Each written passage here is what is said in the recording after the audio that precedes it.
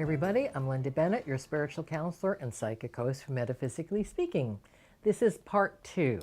We're doing the show in 30-minute segments so that you can get better opportunities to catch the whole thing at one time and then watch the second part when you can, and maybe you can watch them all together.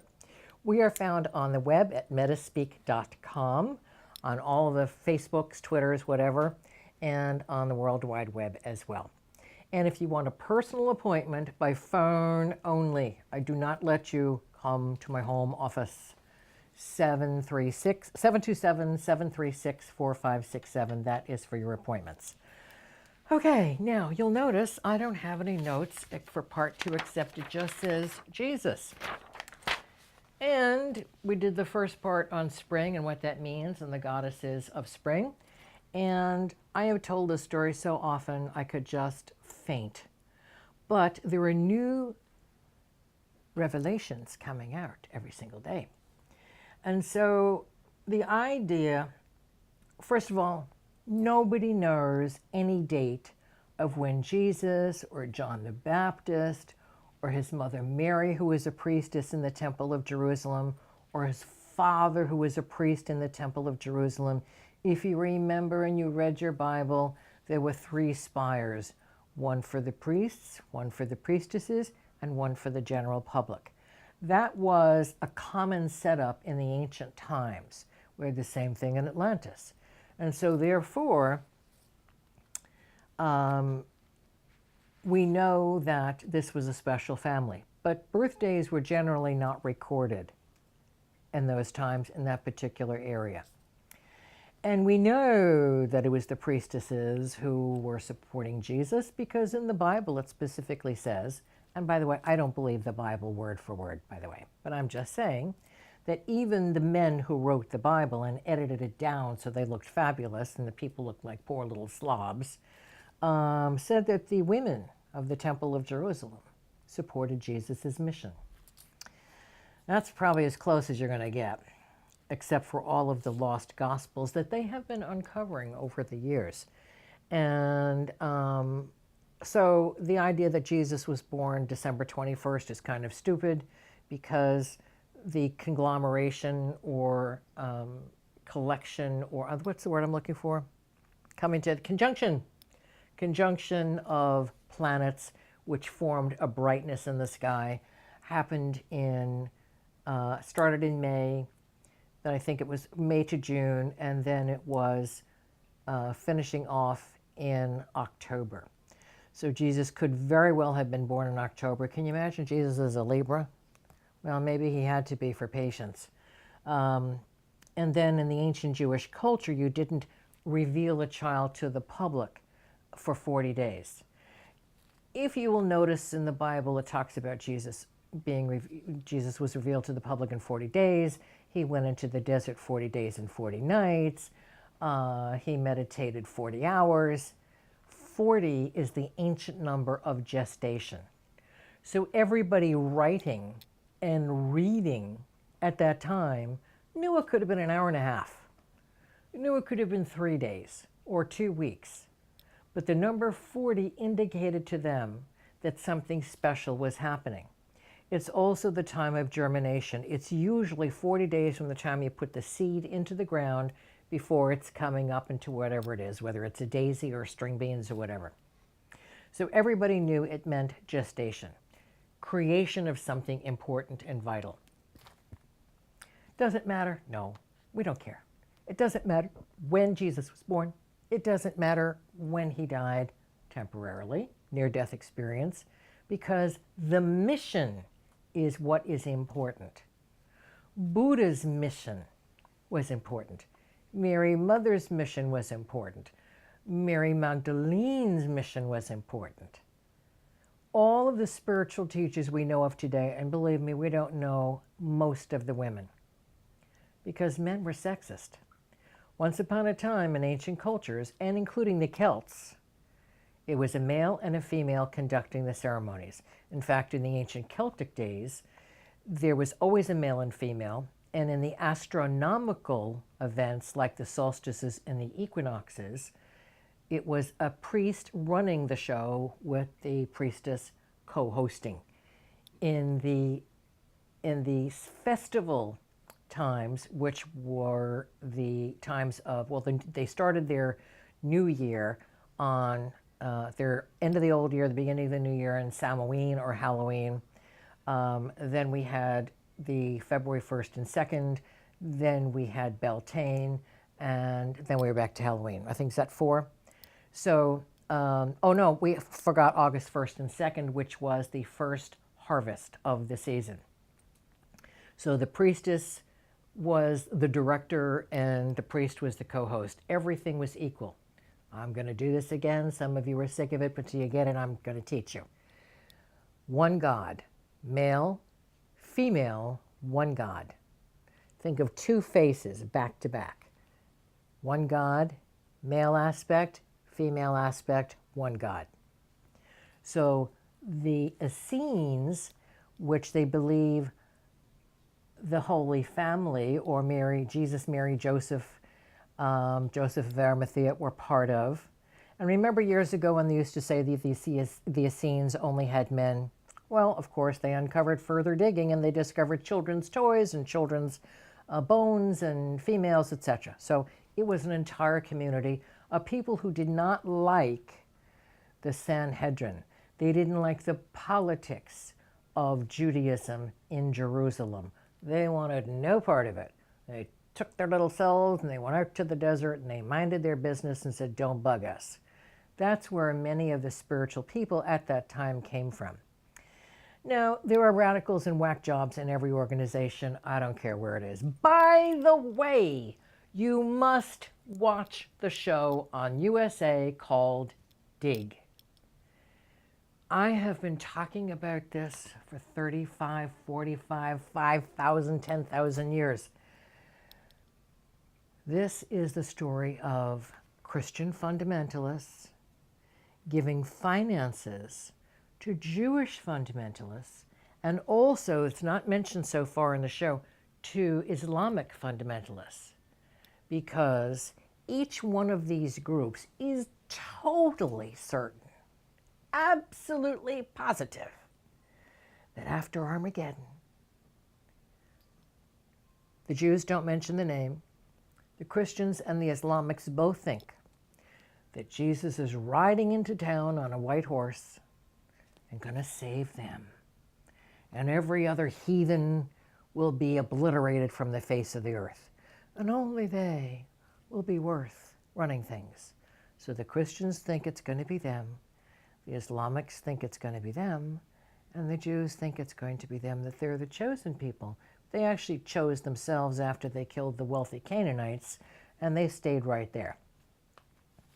They didn't wander the desert for how many days and nights? 40 days and 40 nights, or 40 years rather. If you've ever seen the desert, there's no way you can live there for 40 years. Even the Bedouins keep roaming till they come to the next oasis. Keep roaming till they've exhausted most of, not all, because they're not wasteful people. They want opportunities for trees and bushes to regenerate. So even they roam throughout the desert and they don't stand still. So when we are talking about important spiritual beings, again, it's not important when they were born. It's not important when they got married. It's not important when they had their first child. What's important is their mission. And the ancient people understood that, because who cares when you were born, really? And although ancient astrologers would chart the course of their lives and see, 20 years old, what's the kid doing now? 25, what's the kid doing now? They would do that, but the regular people who were following and learning and absorbing information from spiritual leaders, they didn't care when they were born. It didn't matter to them. They didn't even know their own sun sign. It doesn't matter. So Jesus' mission was to bring back the ancient ways of spiritual worship, which the Essenes were practicing, and which Jesus put into place when he was teaching. You know how they had a fish here, and then you follow along, you'd find another fish there, and you'll follow along, find another fish here. You know, somebody pointing like that, where they held their secret meetings. They drew lots. And for every meeting a man and a woman officiated. And then you would lose your turn for drawing lots until everybody had officiated. Some people obviously did a better job than others, but they didn't care because everybody was treated equally. That is what made Jesus so horribly threatening to the Sanhedrin. That's what made Jesus so terrifying, because he said, get the money out of the temple. You want it outside, inside the gates, so robbers couldn't come along and grab it. I don't care about that.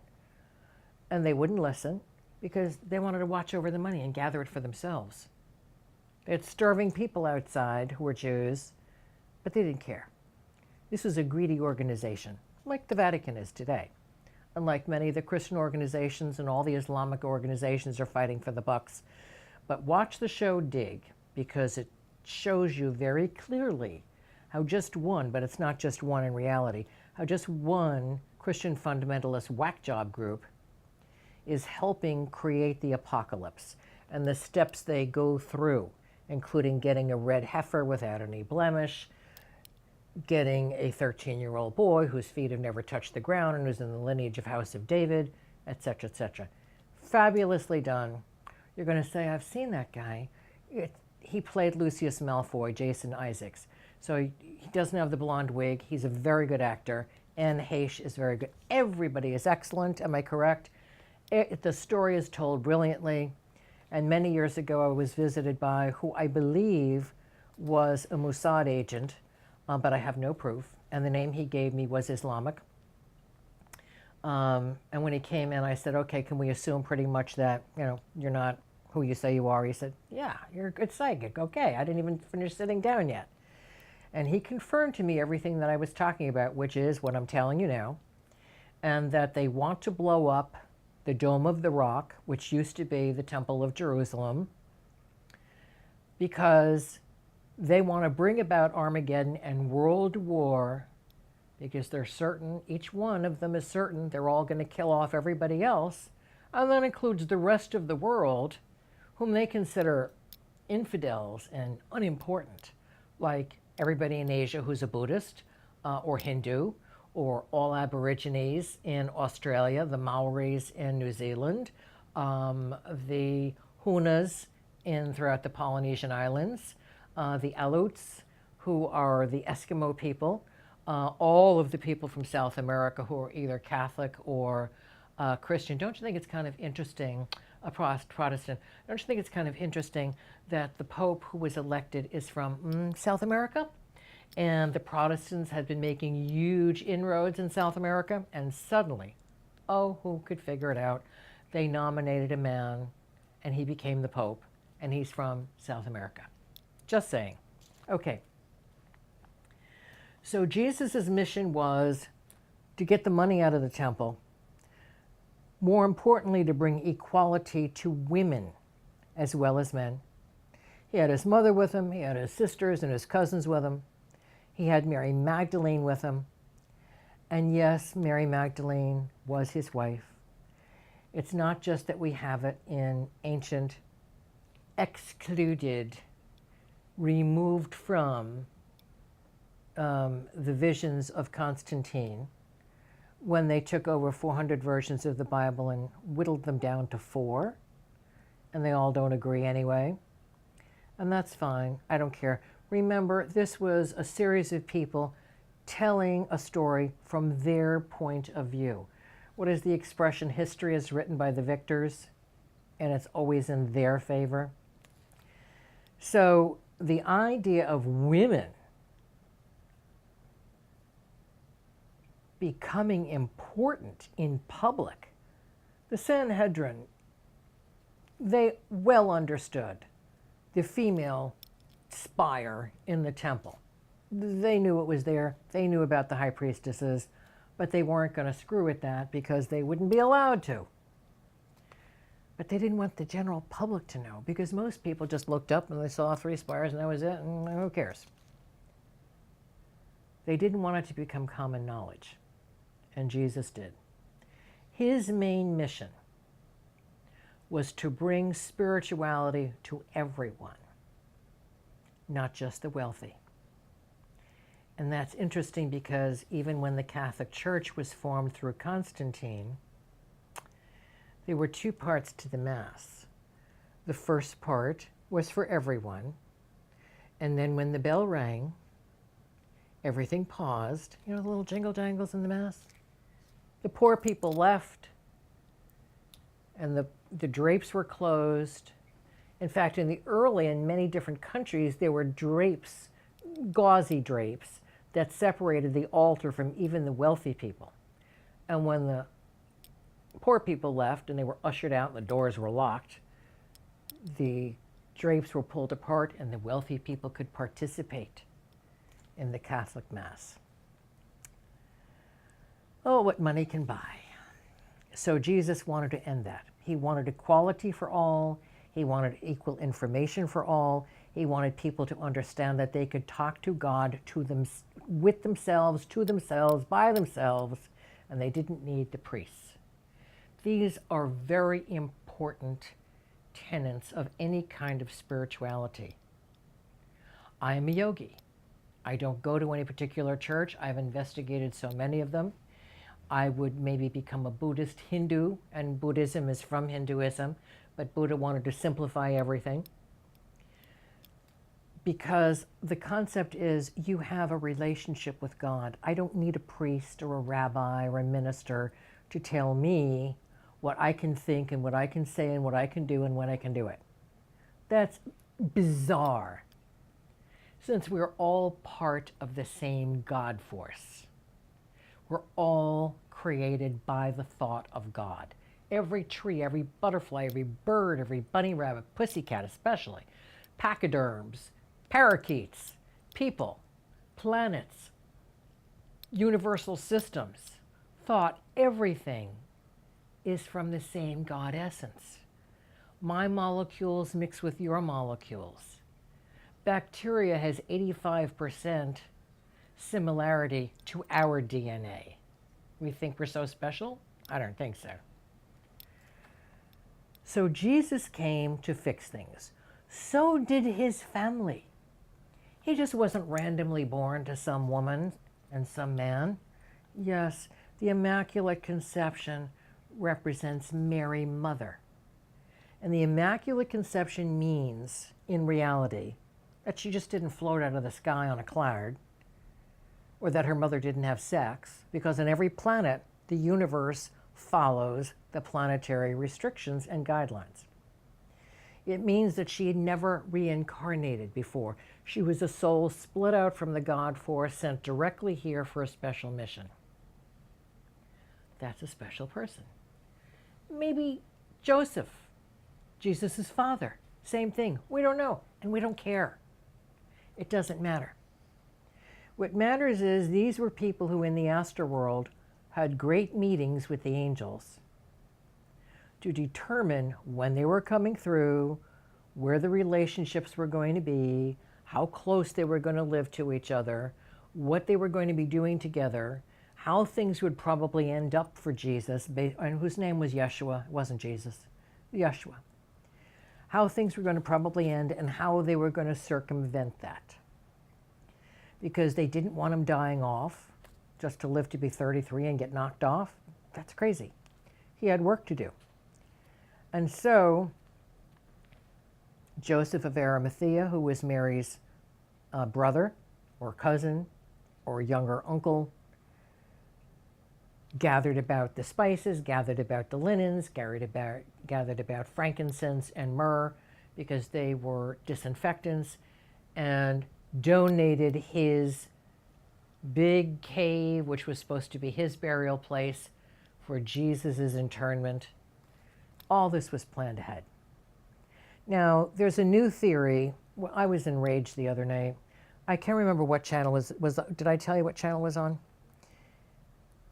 Where there's the theory that I have agreed with is that Judas, who was supposed to betray Jesus, was Jesus' cousin, or maybe even brother. And he knew what part he was going to play, and he was horrifically depressed. Talk about a guy who needed a psychiatrist. He was horribly depressed because he knew that going to the Sanhedrin was going to bring the Roman soldiers because they were going to quick call up the Romans and say, hey, this guy Jesus is a pain in the neck and you got to hang him. You got to get rid of him. So they came and he went over and he kissed him. But remember that at the Last Supper, Jesus said, you must do what you have to do. Similar words. And so Judas left and he was horribly sad and depressed. And then when the Sanhedrin gave him, the high priest gave him 30 coins of silver, he felt awful. But he knew that this was carrying out the mission. He was chosen for this terribly hard job because most of the other apostles were, what is that commercial for Bright House, half-fast?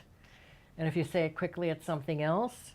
They were not capable of doing the job that he had to do. So often the most special person of the group has to do the hardest, crummiest work. So he came, he kissed Jesus in the Garden of Gethsemane, and they hauled Jesus away. Now we don't know actually when, or really if he committed suicide, or if he pretended he committed suicide. It doesn't matter, the man was destroyed. And if you say, well, we've been taught that if you kill yourself, you're going to go to hell. No, you're not. That kind of depression, betraying your cousin or your brother, who has this fabulous special mission, must have been heartbreaking, soul-wrenching. Even though he knew he was doing the right thing. Because Jesus' days were going to be numbered anyway. They didn't like him. They had to figure out how to get rid of him. So for the Passover celebration,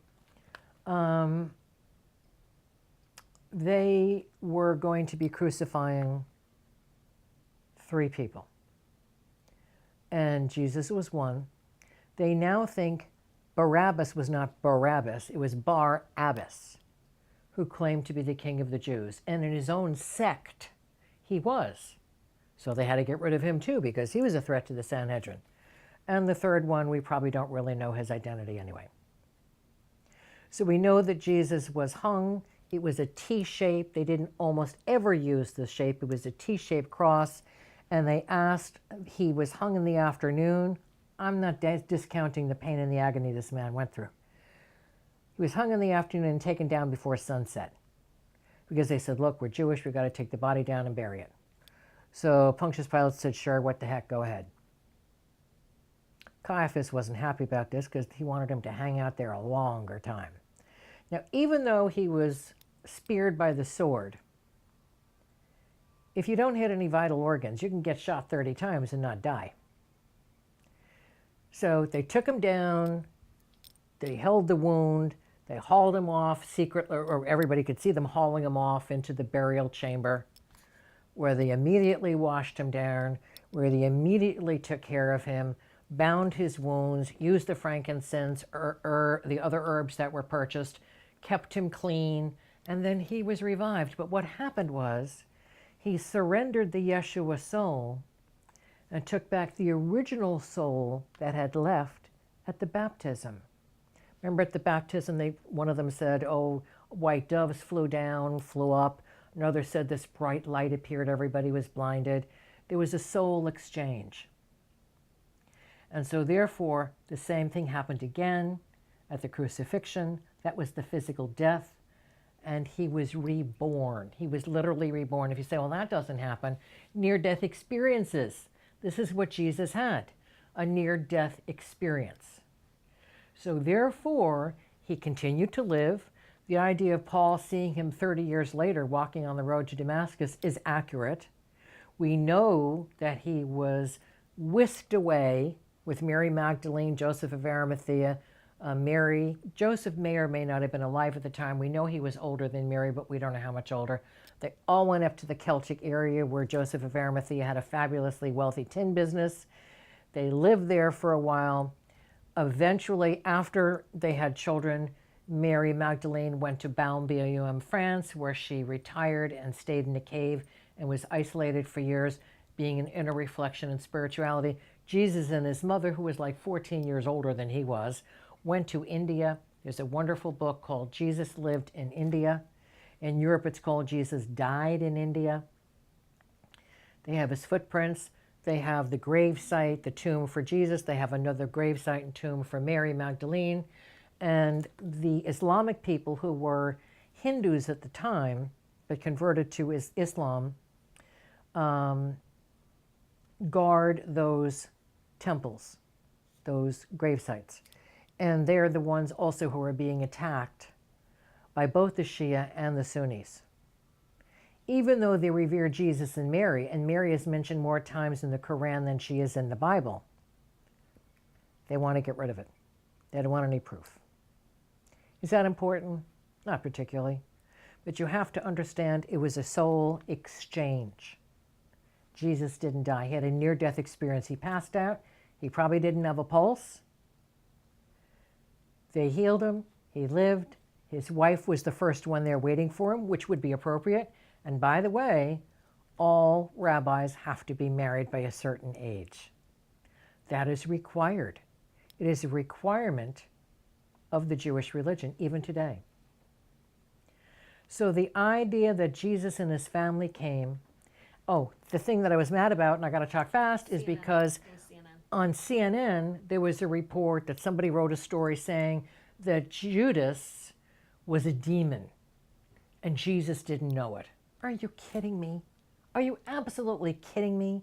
They wouldn't send some dummy down to do all the work he did, and he wouldn't have been able to accomplish all the things he accomplished if he didn't recognize a demon. No, that is not the case. That is not the case. Judas Iscariot was not a demon. He was a relative helping Jesus with his mission. Okay, this is Gracie's Kitty Corner. We have just a few seconds on this. Canine distemper is a threat to wild carnivores, and I may have to give this, I'm going to hold this up, but I don't know. These are Siberian tigers, and they're in stage of distemper. In Africa, tigers, lions, leopards, cheetahs have many in most places have been infected with distemper, which is deadly. And they go crazy. And this is because people in Africa are not inoculating their animals. Please, if you have a pet, inoculate it. Make sure you catch us on Metaspeak.com, and if you just open up your hearts and minds to God's universal truth, you're going to know that God and angels are always with us. Stay with us, and namaste.